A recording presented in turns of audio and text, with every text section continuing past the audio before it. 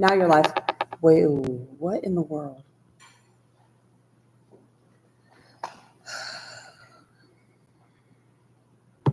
Sorry, folks. I don't know what just happened there, but there we are.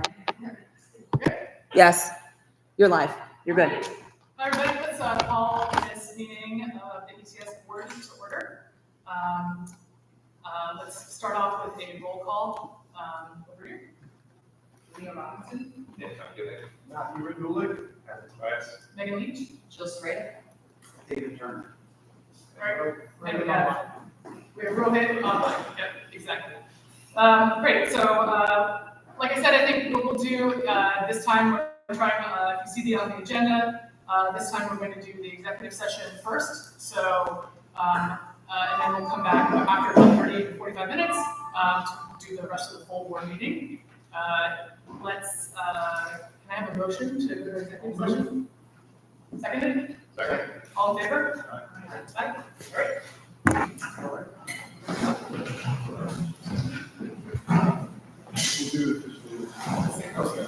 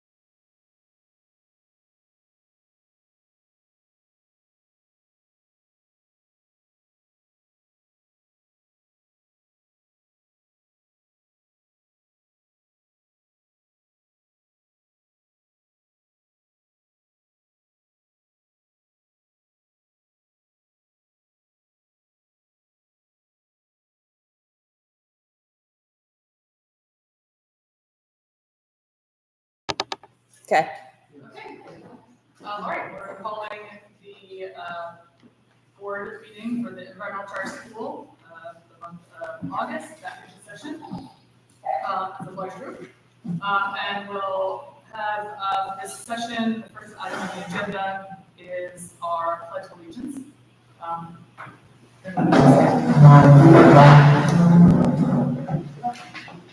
pledge allegiance to the flag of the United States of America, to the republic which stands one nation under God, indivisible, with liberty and justice for all. ECS mission is to educate each student to high academic standards using innovative curricula that will foster knowledge, love, and respect for the environment, and preserve future generations. We grow citizens. Our vision: every ECS graduate will be an actively engaged citizen, driving thoughtful change in the world around them. First up on the agenda is mission and objectives. Thank you, Megan. I just wanted to, today, Dr. Cruz is going to be sharing, as she did last year, an update on some of the important scores from academic testing that we've received. Again, this is just part of our work. You know, the foundation of our work here at the environmental charge school is to build really strong relationships with students, those outdoor experiences, and to use those relationships to help foster academic success. And I think excited to turn it over to Dr. Kurtz, who's going to share some good news and some news about things that we're looking forward to in the coming year.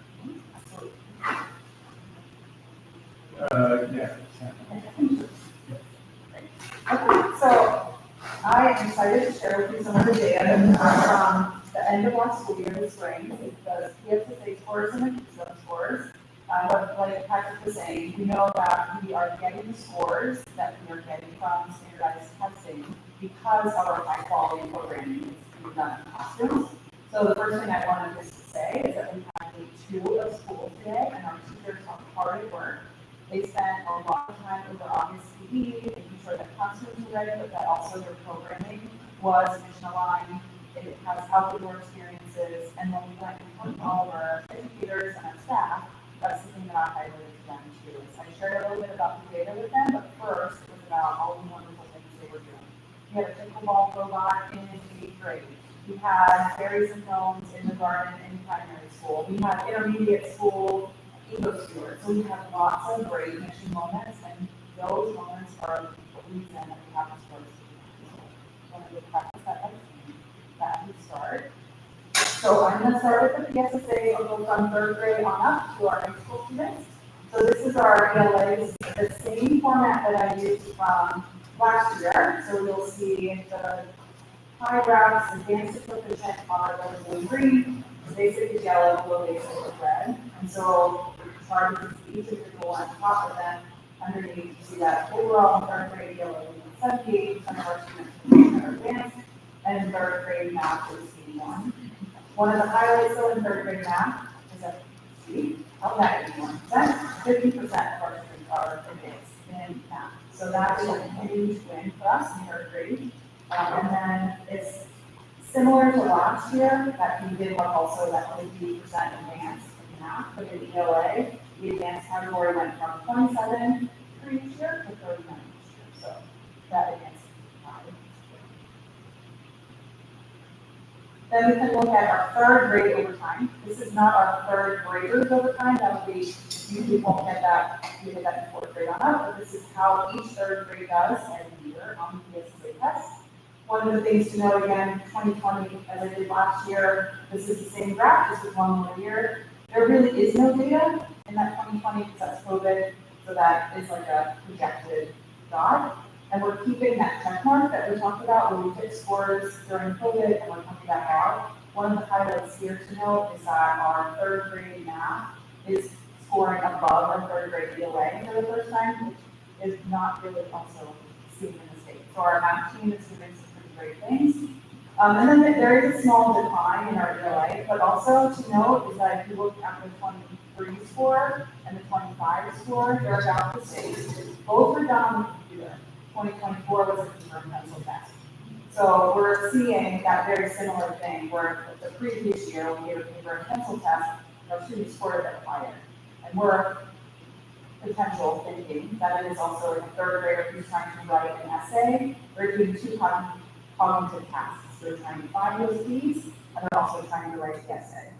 Some of our educators have the kids write the essay, but then still, you're going from paper to computer, and so that's transferring skills. So we're beefing up all of our computer-based skills, typing clubs, things like that.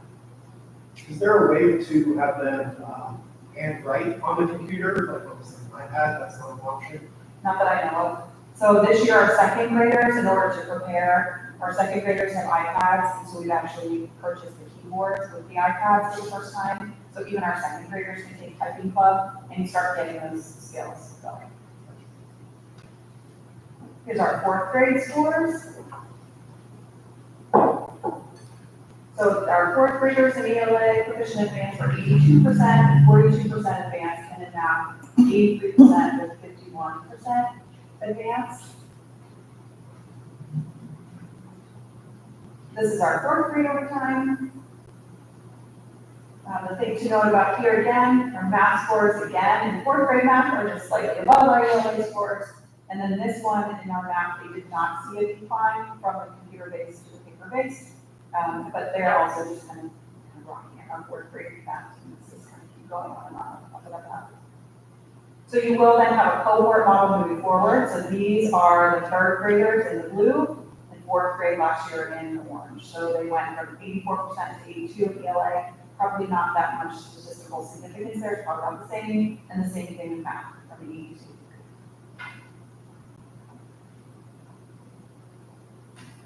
Here's our fifth graders. So our fifth graders in ELA were 74% in ELA, and in math is 74%. Also, it's the same exact score, which is kind of interesting. These were kindergarten coded kids.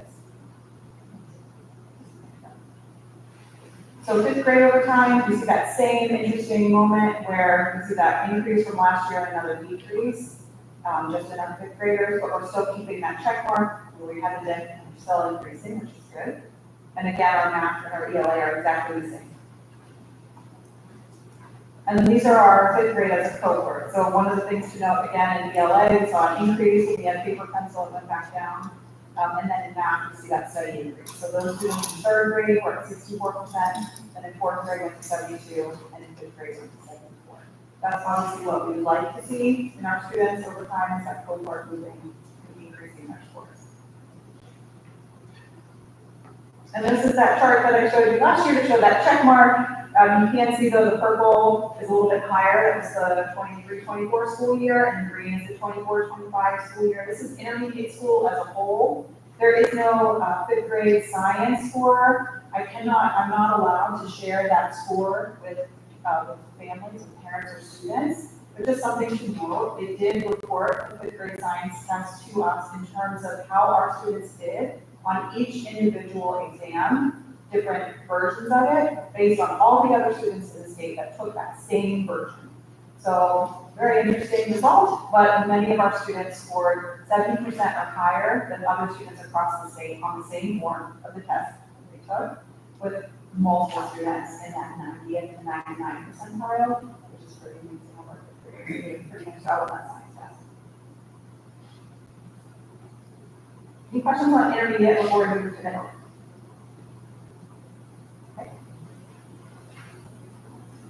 So middle school, again, and we have historically seen lower scores in ELA and math, but if we have not all of our students moving from fifth grade to sixth grade, there's about 69% of our students that were represented here as fifth grade ECSers in sixth grade. So again, in ELA, we have 65% of our sixth graders were proficient last year, and 42%. Is there any way to break out that data to know which ones we had from K-5 or had prior versus those newer students? Yeah, and that's the work that the principals are doing with their academic teams. So once they get this data, then they start digging into it. So we get like a raw form of the data early in July, and then we get a full set of data. So now they're off going to the races, making sure that they know what they're doing, and they're looking at individual students, which ones we have, which ones we haven't, but then also individual anchors to say, where's our math programming hitting and where's it missing? what are the scales that we're not doing for students? And the PBOS data will come, right? So that's also not in here. This is literally how our students did on that test. It's not showing the growth in each individual kid, which is arguably the more important data, is to say how much we're moving from year to year. And it takes into account if we've had a student from the beginning of the year to the end, how much we're losing them in that 1 year, even if we didn't have them in fifth grade. So this is our sixth grade cohort. So again, this kind of shows that decline from fifth grade to sixth grade, which is something that we don't want to see. Regardless of the fact that these are fifth grade ECS or score, fifth grade from somewhere else, we want to see those scores increasing. Here's our seventh grade scores. So our proficient and advanced in seventh grade ELA is 53%, and our math is only 33%. One of the things to note also, if you look at our sixth grade ELA, it's at 65%. So then when you go to seventh grade ELA, it's 53. Sixth grade last year did a pilot of a curriculum resource for the first time it showed. So they were doing interventions, they were doing all of the structured literacy that the science and reading shows we should be doing, and their scores increased, which is why we now have a set curriculum for all of our middle schools. So we're hopeful that if we saw an increase last year in sixth grade, we'll see an increase this year in seventh grade. They also have added an intervention block into our middle school. So every student will get either tier 1, tier 2, or tier 3, which is their needed of intervention that they have based on what they're doing on benchmarks. They gave all of our students a benchmark assessment. If they're new students, they got it on orientation day. Our existing students got it at the end of last year, so we know where students are going to be placed, so that intervention can start right away and not in October when we take our benchmark. Here's seventh grade over time. So again, 2023 was that computer-based test. So in ELA in seventh grade, they scored about the same that they did on the last time we took the computer-based, and in math, they increased a little bit. But if you look at them as a cohort, that 53 in ELA, the previous year when they were sixth graders, it was 60, and then in math, they went from 44 to 33. So this is something that at the we need to keep our eye on, because we should, if we're saying that we potentially will see a dip from that fifth grade to sixth grade year, we should not see a dip from sixth grade to seventh grade. It should go up the other way. And so then in ELA in eighth grade, it was at 52%, and math was at 38% proficient and advanced. And then also in eighth grade, some of our students take the Keystone exams, and so Jeff's our eighth grade Keystones were 54% proficient. Then you have eighth grade over time, again with our ELA 2025 and 2023, it's roughly about the same, but then in math, we did see an increase over time. So our eighth grade math is increasing, even though it's a lower number. And just as a reminder, I talked about this the last time we met, but NWEA Max has done a study about all of the different learning loss with COVID, and our eighth graders say they need an additional full year of instruction to make up for learning loss. And it's really not. Yeah. And then they've done that national assessment of educational progress, the NAEP assessment. Right now, 30% of eighth grade students are performing at or above the NAEP proficiency level. And that's about 25. So we've got 30%, and we have 50. So we're better, but that's really not great. We want our students to get at least 80%. So if you think about tiered model instruction, 80% of your students should be at proficiency, and then 15 and 5, even a little bit more. In our eighth grade cohort, ELA, and math. Again, in math, 39 and 38. Computer is about the same. They went up a little bit in ELA. Our middle school over time. You could have check mark, but obviously nowhere near either ELA. We've got the COVID year slip. So again, that's what we're seeing across the nation. So that was into Keystone. So any questions on the PSSAs before I move to high school? Is the, are there kind of the test results driven 3, 6, 7 days, any by nutrition there as well? Finally, so A little bit, yeah. So what we noticed is that when we get new students in middle school, it takes us a little bit longer in order to get them up to their grade level years and ECS, but we've got intervention time is the time that we should be able to do that. So with that learning loss added in. This is a very large, not big, but First saw it. so it is the Algebra 1 Keystone exam. Really quickly, as a way to think about this, is the school on the left-hand side of the chart. Our school is listed as the white district, is NA, because we only have one school, and then the state in gray. That's us compared to the rest of the state.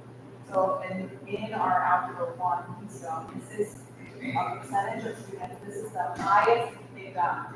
So not just that day, time that all of our students have ever taken the algebra exam, that's the highest score that we took during that time.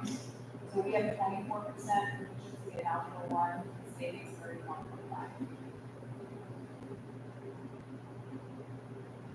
This is biology. This is a really low number for the last time we took this biology exam. So it was first time test takers last year, and then again, anyone who retested, and we only had 15.3% proficiency, this is 41. Something though to note is that our retesters had 14.8% proficiency, and the state only gets about 8% of students with retest and proficiency. So it's not great that our students aren't doing well the first time, but it means that we're actually doing something to intervene so that when they take it again, they're having a better chance of reaching proficiency.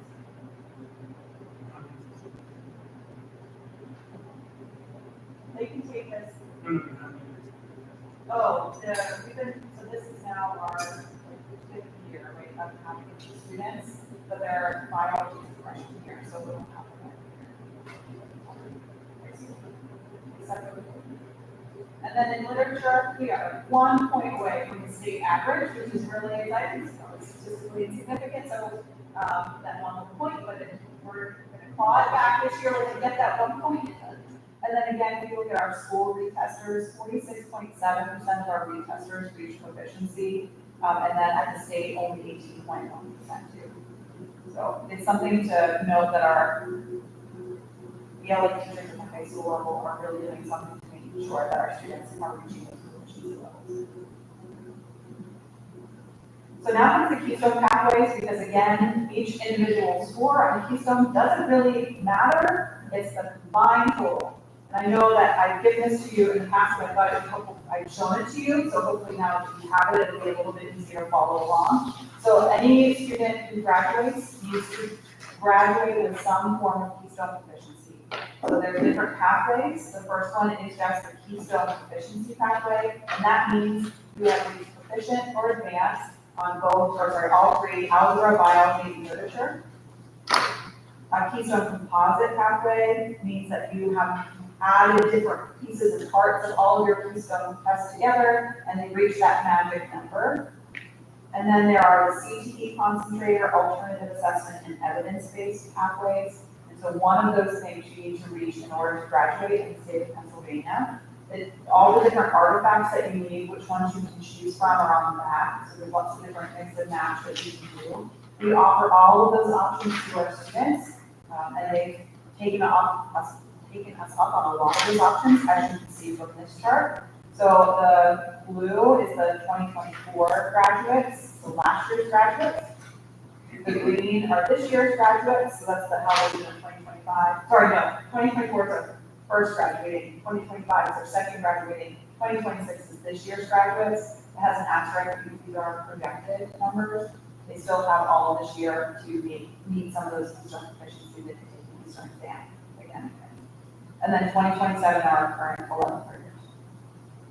So you can see by this chart, what we want to see is obviously more students in those first two buckets, the Keystone proficiency and the Keystone composite, and less students in the alternative and the evidence base. So last school year, 2025, 57% of our students use an alternative pathway, 10 evidence, and and 3 on IEP goals. And so that number in the Keystone Composite was only 17%, and the Keystone Proficiency was 13%. We're already projecting that this year's graduates will pass the Keystones in Proficiency at 6% and Composite at 36%. They are putting a concerted effort into the Composite score right now. One of the things that you'll notice that Composite score was higher in some other years, or the Proficiency was higher in that blue year, because they only needed 2 Keystone exams and not 3.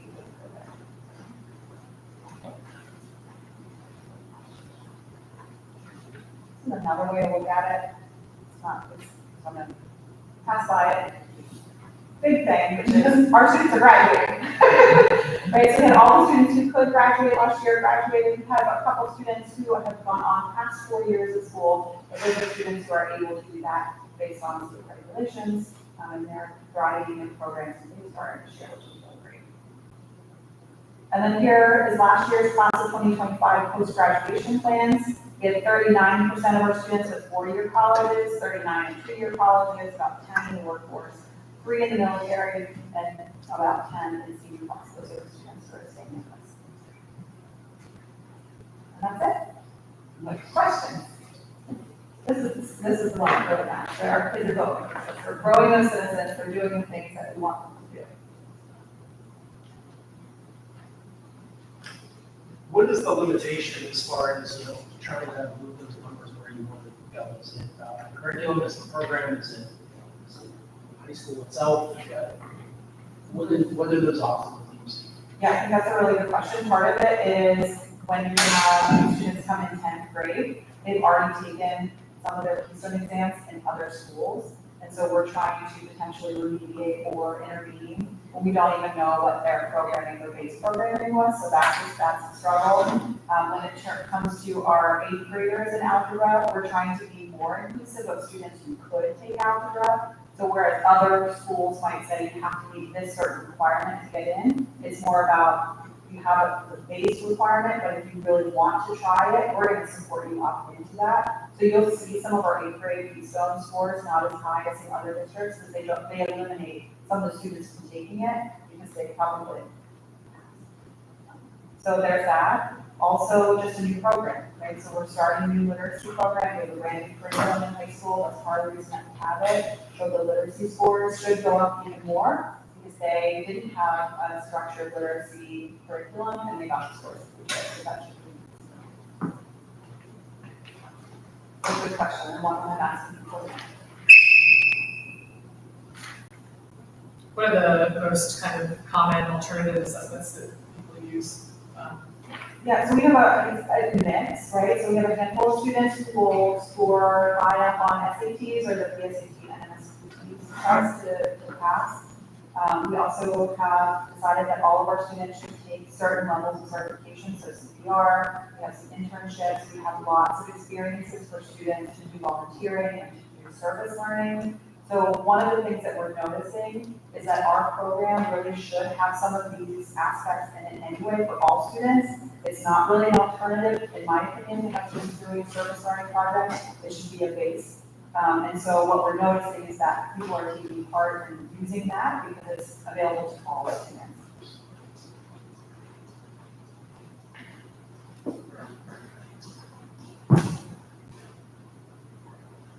I could talk about this all night, Any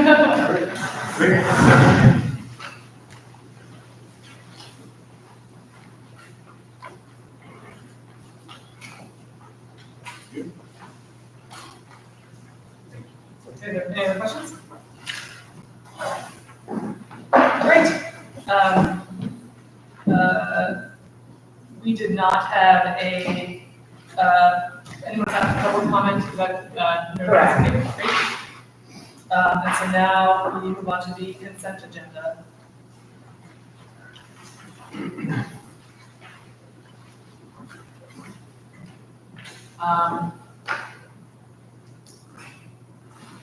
Are there any comments that the team has on the financial reports? Okay.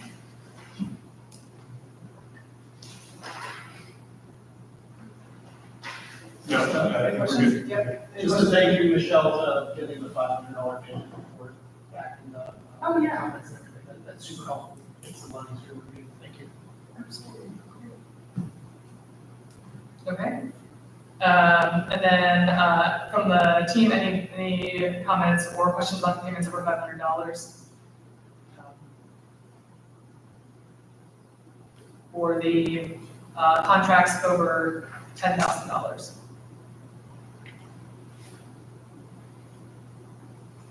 Yeah, Go ahead. Yeah, so one thing I did want to, one thing I just wanted to note, this new Zella contract is a tool that we use to provide information. And the Vicky and the team that does our work now with technology services wanted me to just note that this tool, like everything else that we're looking at, is going through a new process, which we're sort of working on. This was the first test of it, just to make sure that these things are aligned and synced both with our current systems, but also with various types of regulations. And so we're putting into place a process for bringing on new applications. I wouldn't say that that process is fully complete. That's one of the things that we're working on. So this came through as a part of that process, and we'll have more to report to the board on that. But we're really sort of digging into the recommendations that the LED and Media Unit provided to us last year and start implementing some of those slowly, but very seriously. And then on the leadership consulting contract, I saw it's like a full year program for the school leadership, is that right? Correct, yes. Any kind of comment or discussion on, did they ask for the support, or what were your thoughts on? Yeah, that's a really good question. So this is a contractor consultant that we started at the middle of last year with our principals. It's a way to provide mentoring and differentiated professional development for them. They each work on individual projects with her, and saw those projects come to somewhat of completion at the end of the year, but there was always like room to grow into that. So for instance, our kindergarten readiness screening day, essentially, we left with nothing, right? Our parents got what they did from that day, but they didn't really know what skills does a kindergartner actually need to know, what can I work on over the summer? And so she worked with Ashley Bergman to create a full complement for that day so that parents could have something, actually build it out for all, into her first and second, so that she has readiness skills for parents to share. So it's just like one example. Laura Williams, our intermediate school principal, said that she wanted to continue with her. She actually asked for it as her professional growth opportunity when she started talking about goals for this year. It's been a really powerful moment for our principals. I feel that they're gaining in confidence. They have someone that they can go to. That's not their evaluator to talk through some things. And then they also have a targeted thing that they're working on. So rather than just saying professional growth is in this specific area. So working with parents or working on specific leadership skills with teachers or conflict resolution or whatever. So they're asking for it, so I feel that we should provide it to them. And it's also being funded out of Title 2A, which provides professional development. Any other questions on the consent agenda? Okay, why don't I read the resolution and then ask for a motion. Resolution 2025-8-2177. Be it resolved by the Board of Trustees of the school that the consent agenda for August 20th, 2025 be approved. So moved. Second. All in favor? Any opposed? Okay. Well, resolution 2177 does pass. And now we go to the seventh item on the agenda, the presentation of the ECS emergency operations plan. I think we have a presenter here. Let me just say real quick first, Camille is our relatively new, Camille Manning is our relatively new safety and security coordinator. And she's worked with Mandy Cribs, who was our prior safety and security coordinator. And she's done a great job, Camille's done a great job of putting together this emergency operations plan. We shared that with you a couple weeks ago, and that's the public-facing version of our emergency operations plan. There's a lot more work behind that that is not for public disclosure, but a lot of a lot of plans, and Camille can answer any questions about that. I'm really excited about that work. I think she's going to also provide just a basic update on some of the work that she's doing this year. So, Camille. Yes, so I'm only sitting back here because, of course, timing is always perfect that my computer was going to die. So I don't want you to think any other way. So this is just a quick overview of what we have previously done. So we have the emergency operations plan, which is basically a detailed outline of how we will respond in any type of emergency. It was reviewed by Justin Shermer, who works with ECS. And now we do have that public version available for public view. Next, we have gone through the ECS policy update. So we updated our volunteer and visitor policy and also our transportation policy as well. The state mandated reporting that we submitted at the end of last school year. So most of this was due by the end of July. We have the fire and safety drill. So that's just saying that we complied with the state, that we completed all of our fire drills and all of our safety drills as a district. The bus evacuation drills, that's twice a year. Usually we collab with Suncoach. So that has been completed. Our school safety report, which is basically just all of our incidents compiled in one, submitted to the state, and that's also district as a whole. The district MOU, that's with Pittsburgh, with the city of police. So that way it used to be building based, but they have recently asked that we submit it as a district. So that has been submitted and signed. And then we're also working on specific building MOUs in the case of any type of reunification or anything like that. And then we also have our bullying policy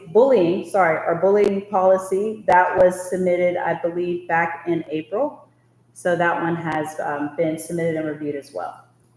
And then for our building updates, the facilities team, Adam DeCass, worked really hard to get our fire suppression system updated at the high school, and that is working all well and good.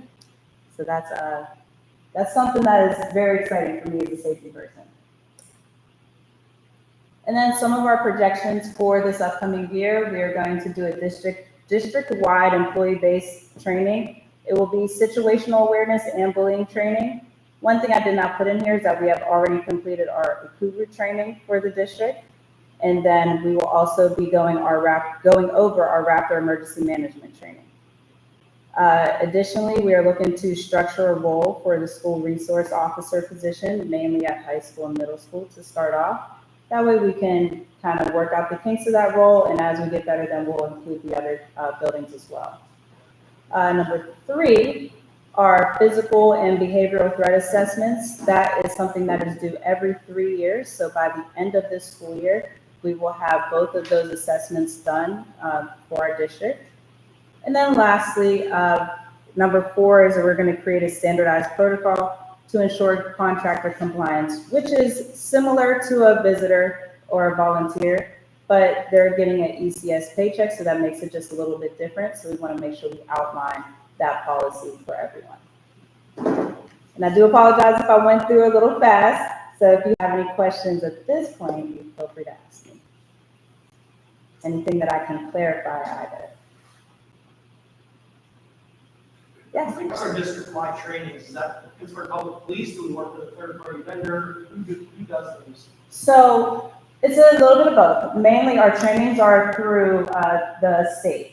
So the situational awareness and the bullying awareness are trainings that are already submitted for the state, and those are usually online.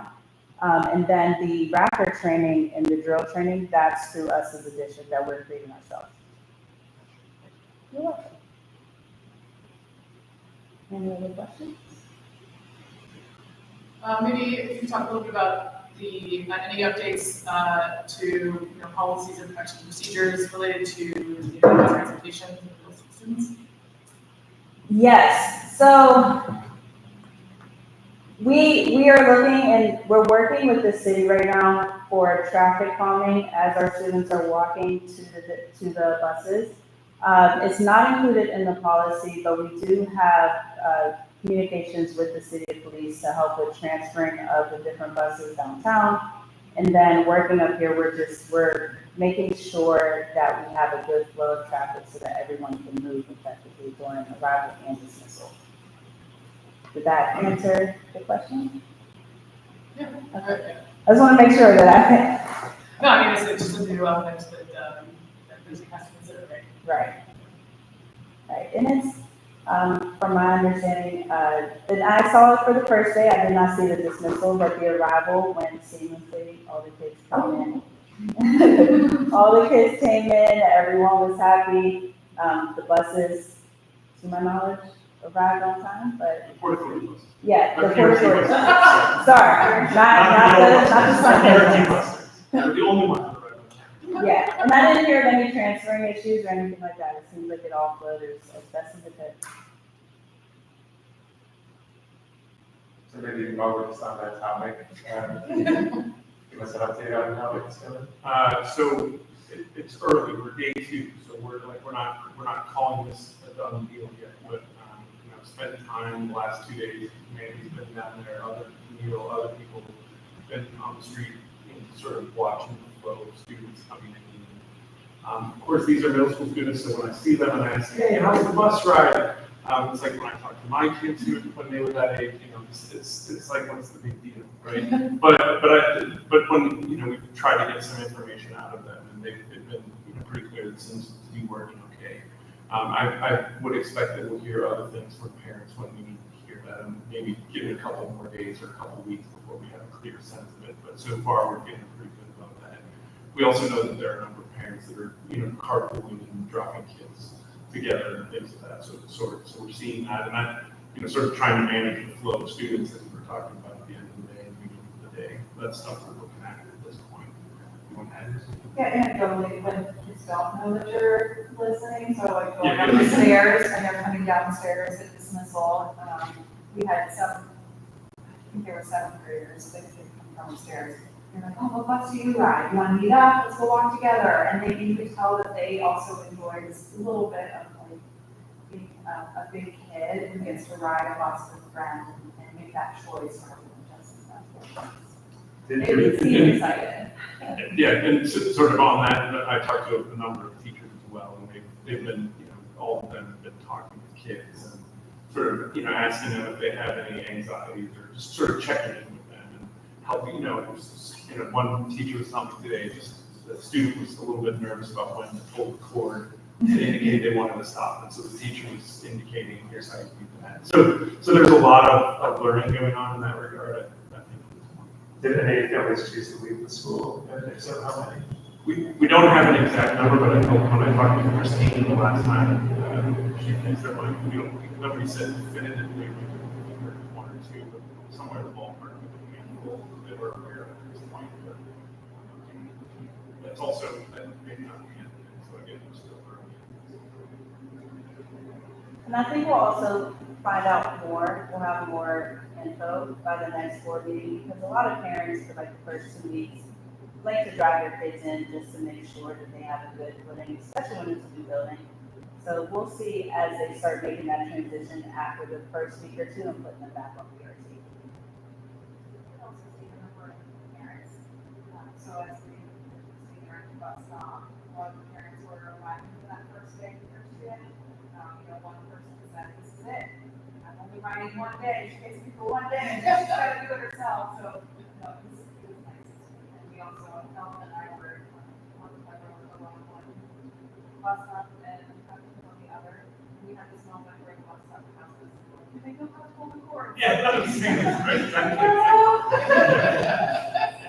And, we also talked with parents, a bunch of us talked with parents at the meeting. I talked with a bunch of parents. So that, parents are also looking at like, hey, is this stop safe enough from a vehicular traffic? Is it too small and narrow? So they're thinking about that, and we've said, hey, let's advocate together around whatever those issues might be. I just put in a request, and others, parents already put in a request to 311 for a crossing guard and Yankee and East Liberty Boulevard and things like that. So I think again, we're still early on in this, but I feel like we've got a good foundation at this point. So that we can start to learn more and do more as we get feedback. And another component of that transportation policy is just outlining for sports or any other thing that a staff member or an employee will not transport students in a personal vehicle. So that's another thing that's outlined in the policy as well. Yeah, thanks. You're welcome. Okay, unless there are any more comments, we'll call the resolution. Resolution 2025-8-2178. Be it resolved by the Board of Trustees of the school that the ECS emergency operations plan be approved. Motion? Motion. Second? All in favor? Any opposed? Okay. So passed. Yeah. Thank you very much. Thank you. You're welcome. Thank you. All right, on the outside angle proposal, 59,500 cost should not include travel materials, and the travel should be approximately under $10,000. I think, any notes from the group here on the contract? So the microphone's not working. Can you guys hear me? Okay. So, this proposal is for a contract with the team to help us with a couple of different projects. One is sort of work out some of the goal work that the leadership team has been working on over the last couple of months. We've been working to crystallize goals and then start to share them across the leadership team and raise awareness of what everybody's doing and build common understanding of that. And to tie that back into the leadership of the progress monitoring work that we did last year. One of the things that the board was keen on in the search process, and one of the things honestly that was interesting to me about this work when I first saw the posting was this idea of developing a progress monitoring tool and a culture of progress monitoring for the organization. So last year, the leadership team did a tremendous amount of work, and I just want to give them a lot of kudos for that, that we started working together to think in more detail about the strategic priorities of the organization, the values that we espouse, and the outcomes, the metrics that we want to strive to get to. So thinking about what does success actually look like instead of saying, here's what we're going to do. So we put together a dashboard tool, and so taking the goals that we've been working to develop, and making sure that they're aligned to those different elements, the priorities, the values, and the outcomes. So that's a big part of the work, and that will help us get to our so-called town hall, which we are planning to have on October 13th of this year in the fall time, and then another one in the winter, late winter, early spring. So I think we're doing it late February this year instead of early March. But the idea in both of those, one will be to sort of project out, here's some of the things that happened towards the second half or the end of the school year, some of the survey data that we've collected, some other things, some outcome pieces based on some of the academic data, et cetera. Here are some of the goals that we have and some of the ways in which those goals tie to the metrics and how we hope to move that forward. And then to think a little earlier, in 2026 about goal setting so that we can have that tied up and more ready to go basically for the school year. We're running a little bit slower this year because it's our first time around on that project. And so Outside Angles going to be supporting us, the board of truthers, basically, from now through the end of February in that town hall into the March period where we begin goal setting for the coming school. And there, so is that one of the kind of components of the metrics and the goal setting is this cadence of like the town hall once every 6 months. 6 months or so, and this is what the metrics are reported and kind of discussed and approved. Yeah, and not all of them, so in the fall time, it's gonna look a little different than it does in the winter, spring, right? So not all of the metrics will, for example, we won't have new academic data when we get to February, March, but we'll have other things that we can report out on. And so making sure that that's another reason to have it sort of spanning a couple of different moments because of the arrival of data essentially, and what we can look at and we can sort of narrow in hopefully a little bit more than what we had done the last time, which was our first look at goal. So the leadership consulting is for our principals specifically, and outside angle is. For the wider leadership team. So essentially, what you might know as the department heads, I'm starting to think about it as the leadership team. It's a wider group of folks that would include facilities and enrollment and partnerships and HR and just the wider team beyond just academics, so both academic and others. As far as outside angle and understanding their work up to the dashboard, this is the next phase of kind of operationalizing it. Reporting back, you know, trying to circle back and align these resources, but do I have that understanding correct? That is correct, and at some point, this is going to have to get made internal, and that's another part of it. That would be my next question. So do we view this as the last phase of outside angles involvement, and in hopes that we then, you know, Yeah, we would have to start figuring out how we're going to bring those pieces in-house. And part of that is, you know, we're running a little short on key positions right now, so I think, and that's okay too. We have to take time to fill those positions, but I think that would be my goal for the coming cycle, would be to figure out also how do we internalize this. but they're serving, I assume, some type of media role. This is also true. This is also true. So there's a huge value to have an outside partner that can be that third party that can help sort of tease out pieces. That's valuable too. But at some point, we want to move beyond that. It goes longer than this. I'm just saying, do they do academics? They go monthly here, when we have $90,000 in this, or if they do academics, it could act outside angle serve in both roles. Or, We could Or maybe one. we could look at that. I'm not sure. Yeah, I think we could look at that for sure.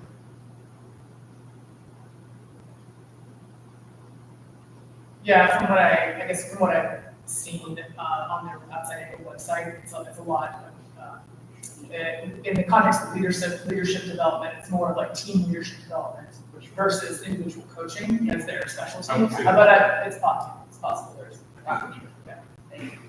I mean, to be perfectly honest, they come from a very academic background. They have, and I think we share this around here, key skills and experiences that would help them work with our leaders. But I think the chair, Megan, sorry, I just said the chair, Megan's right.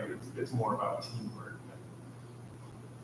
Yeah, but it's a good point though. If any of the principals are working on individual projects, like tying those into the goals, like that's something going, it seems like there's an opportunity to do that, so, yep.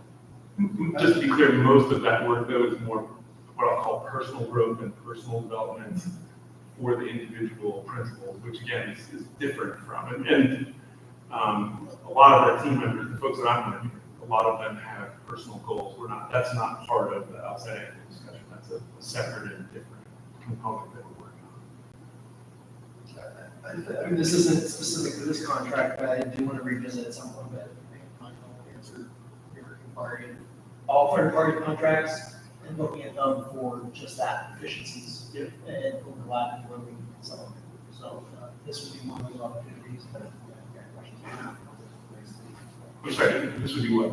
I said that question's been asked a couple different ways, whether it's custodial contracts, any of the subscription services, curriculum services, why do we have this many when we possibly have smaller? Sorry, and we still have a lot of work to do on that, to be sure, but we just got a correspondence we were looking at, and then again, this goes back to the technology piece, but we certainly hear that and are mindful of that, and we're probably going to collapse about 4 different applications down into one for approximately the same price and probably better quality service. And I think that just that's a way of affirming the point. Great. Any other comments or questions on the outside angle contract? Okay. Resolution 2025-08-2179, be it resolved by the Board of Trustees of the school that the ECS outside angle contract be approved. Do I have a motion? Second? Second. All in favor? Any opposed? All right. Yeah, they're a great group to work with, and hoping that you guys have just as good an experience as last year. Thank you. It's been suggested that for this policy adoption, that if everyone's okay with it, I read them, after we have discussion, I read them all, in a list, and then we approve them in bulk. But before we confirm that, does anyone have any questions about the policies, or does anyone want to pull any out for individual approval? I have a general question just on the acceptable use ones, and reading through them, obviously, they were quite detailed. I would use the adjective onerous. But do we do any benchmarking about other acceptable use policies? I recognize these were revisions to, not new policies. But if I was, as a board member, working out these two, I'm not sure where I could even go. Quite frankly, it just seems like there were too many traps in them. So, as far as using anything, so how are we educating our staff specifically on how these are really tools and not just that traps? With all the technology, we trust them when they're using daily. So just a couple things. One, and I think we might have talked about this. These have been sitting around since I think June-ish, so we've circulated them around. The original versions of these came from Vicki working with the Allegheny Intermediate Unit early on and sort of pulling together a set of policies, one for employees, one for families, that are more closely aligned to what other districts, but I haven't actually gone and looked at them, but working with the IU, this is the kind of stuff that they would recommend. They didn't recommend the whole policy, but the pieces that are in there. And we did try to put some language in there for things like artificial intelligence and other stuff. But these are early, if I'm honest about that, that's an early version of what we think artificial intelligence policies might look like, and it's probably not a perfect version. That's an understatement, but that was our attempt. So we put together those pieces in conjunction with that. So that's the first thing. The second thing is we did share these out in the employee handbook and share them as links. We've notified folks that they're out there. People are, when Mandy and I were going about sort of meeting with each of the buildings and talking with folks who said, hey, these are up for consideration, and if the board approves them, we'll come back and we'll have to help people understand them and utilize them. And then obviously when we find out, hey, this, and I specifically, Mandy can vouch for this, I specifically said this to the employees, and what I told them was the board's working on revising policies. And as they revise policies, the work that we've done so far, the board has approved policies that are mainly what I'll call foundational. But as we get further along, this work is going to be more, it's going to touch the work more directly. An acceptable use policy, volunteers experience requirement policy, et cetera. These are all going to have more direct impacts. And I specifically said, read these policies, give us your feedback as they're getting considered in front of the board, so that we can, if we need to, make adjustments before they get made approved, but also after they get approved. Let's make sure we have an open line of communication, and we can swing back and make adjustments as we need to make them. So they're approved, and I wouldn't be surprised if we come back at some point and say, hey, we found that this is a bit of a problem, we're going to need to adjust this. But we think this is the right starting point, and then we'll work back based on the experience that we have implementing policies.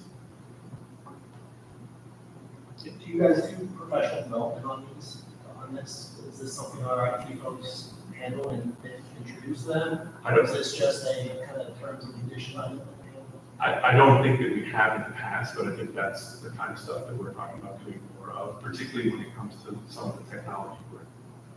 Specifically, we've had conversations about where in the organization does technology professional development rest. Is that with the team that Mandy's working with? Is it the team that Vicky's working with? Where does that belong? And then how are we doing that? So we haven't ironed that out yet, but it's the conversation that we're working on. There's some questions about the immunization policy. Yeah. A few things. First of all, are those specific vaccines that are listed? Does that mirror the state's requirements? Okay. So it's all specifically what the state is mandating. Yeah, and there was a bit of a discussion about how far in we should go on that, and when we talked with the lawyers and we talked with our director of nurse nursing services, director of nursing services, this was the recommended direction. We listed in accordance with the state. And so instead of just saying we'll follow the state, we list them as the state. So I guess one concern with that would just be, I don't know when we're going to get to updating this policy again, but what happens if the state, a new disease emerges and there's a curing vaccine and the state is recommending it? How do we? We will swing back and, so we'll swing back and probably have to take care of that in the policy.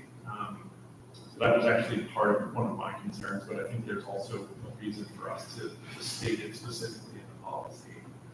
Rather than just stating we'll follow the state guidance then? Yeah. What, so, Well, because two things. One, it provides clarity, so when parents look at the policy, they can see the policy and they don't have to go and refer to a state law. So that was actually, if I'm being honest about that, was a real, that moved me. I'm personally, I'm more in line with let's do things by reference, right? Which means if the state, so we adopt that law, and if that law changes, we go with that law. So adopting a policy by reference. The recommendation from our team and from the lawyers was that it's difficult for parents to navigate the state laws, and so if we put it in our policy, it's easier for them to understand. So that's one thing. And then the second thing is we want to hold to those requirements, and we don't want to shift off of them if we can avoid that. And so stating clearly that that's our policy. Should there be a change, then we can evaluate whether we want to change our policy or not, depending on the legalities of all that sort of stuff. If that makes sense. Yeah, and then my last question is, help me remember, do we normally require flu shots? We don't require flu shots, but we do have annual flu events and COVID vaccine events. And I believe it's going to be on the same day as the town hall, and it's going to be in the morning for employees. But I don't think board members could get in on that. Yeah, it's a. And there's a way you could do both, what you both suggested, which is to say, we require what the state requires, which at the present time, we bridge as these case lists. So people don't have to choose things down. We can make that a decision. Right, I guess yeah, now that you've maybe think about it a little further, the alternative concern would be there's a political shift and suddenly the state doesn't require anything. And I didn't say that. That's a really good point. Oh, That's a really good point. You know that. Right, and there, and No, there's. either way has its merits, though, right? So, I want to just, well, I won't make, afterwards, let's have a conversation, I'll share some other. Okay, yeah. I think it's just maybe keep an eye on because we just don't want to get in some situation 4 years from now where we realize we weren't requiring some really important vaccine because we haven't updated the policy in a while. So two things. One, this is my commitment to you that we are going to be updating these. Once we get through them all, we will go back and start just like my house, right? I'm not finished with it yet, but I'm still going back and fixing things that I fixed when I first got there. So it's the same thing with the policies. It's the same idea. You've got to keep up the paint. You got to keep up the floorboards, et cetera. So we'll keep an eye on these things and we'll bring them back to you on a regular basis. So that's the first thing. But I think the other point is things change between those intervals, and so we have to be mindful of that.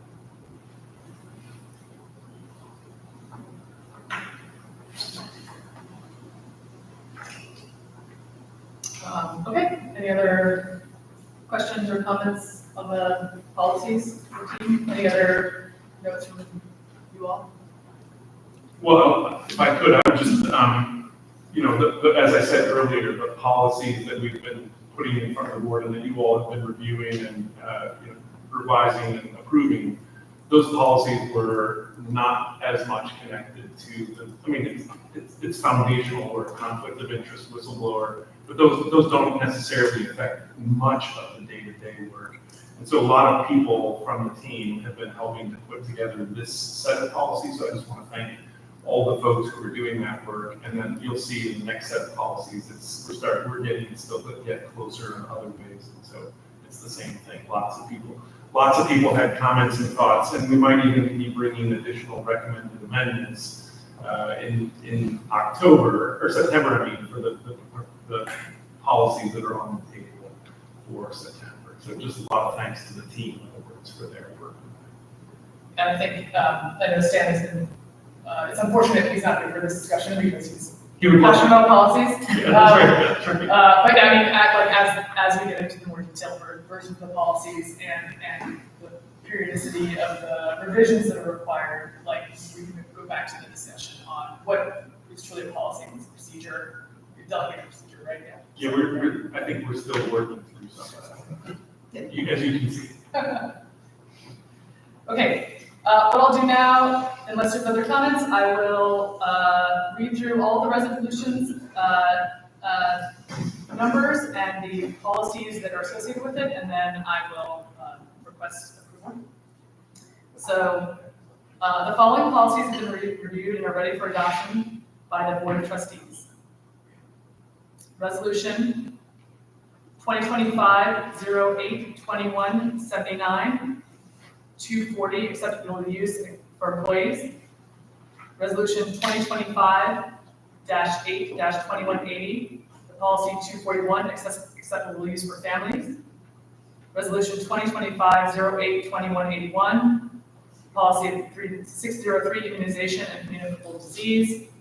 Resolution 2025-8-2182, the policy 630, homeless students, 630 on homeless students. Resolution 2025-08-2183, policy 635, homebound instruction. Resolution 2025-08-2184, the policy 710, evaluation and reevaluation. Resolution 2025-08-2185 on the policy 640, withdrawal from school. Be it resolved by the Board of Trustees of the school that all of the aforementioned policies be approved. Do I have a motion? Just like a quick comment, as secretary, I missed this on the review. The numbering slightly off, 2179, 5,000 angles. All the numbers should actually shift one. Should be 80 through 86. You're right, yes. You're correct, I'm looking at error, sorry. We all reviewed these previously as an agenda, so I say, I like, totally we got the board, we all missed it, so. I noticed, but I was waiting to see what else. Also, approval is the correction on the numbers. Do we have a motion? Anyone second? Second. All in favor? Aye. Any opposed? All right, thanks everyone. Okay, the next item on the agenda is policies for review and discussion that are up on the board, ECS board website for public comment. They're listed here in the agenda: 310 volunteers with clearance requirements, 331 extracurricular co-curricular travel and transportation, 225 Title IX, and 504 depreciation and capitalization. Any comments? Aren't those exciting and fun? I just make a general comment on all policies. I mean, I know this is the fourth quarter's driving up that was these a bit more overdue, and that stands point out of years prior. And this is a lot of policy work that's happened in the last 6 months, I'd say. And then after that, the process. Anywhere you guys can, please keep encouraging families, staff as well, talking about these policies. Certainly not viewing these as a vacuum, but more of the policies we read. And that's the event right now. So, just valuable and in all. Any feedback you want to receive?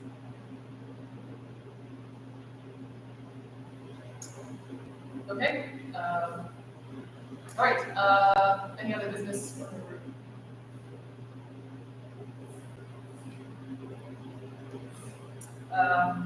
We had a ECSFT representative report. It's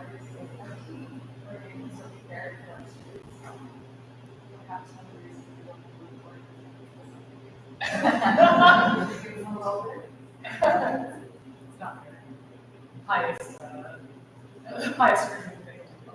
Is there any change in representatives that'll be on the board this year? Or is that- Not that we're aware of.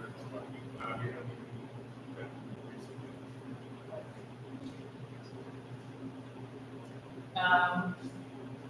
And then, from PCO, we get to see anything?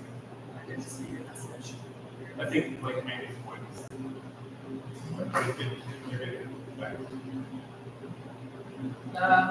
Okay, before we adjourn, just wanted to, welcome Sophie Mackey here, as an expected, board member. Thank you for sticking with us through the long meeting and then also, the prior executive session. Really, for the ongoing conversations with you. Thanks for bringing up the board next. Okay, unless there are other comments, do I have a motion to adjourn? Oh, we're sorry. Oh, that's right. Yes, that's right. Good point. Everson, we're going to go back into executive session actually for a small minute. So I'd like to go into executive session. Okay, all in favor? All right, great.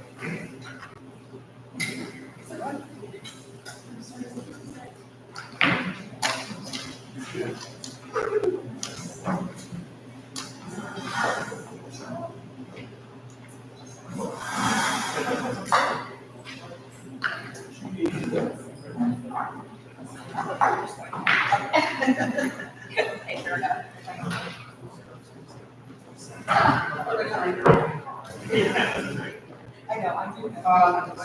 I'm doing it. I am pretty. No, I think it's way too long. I know. Yeah, there we go.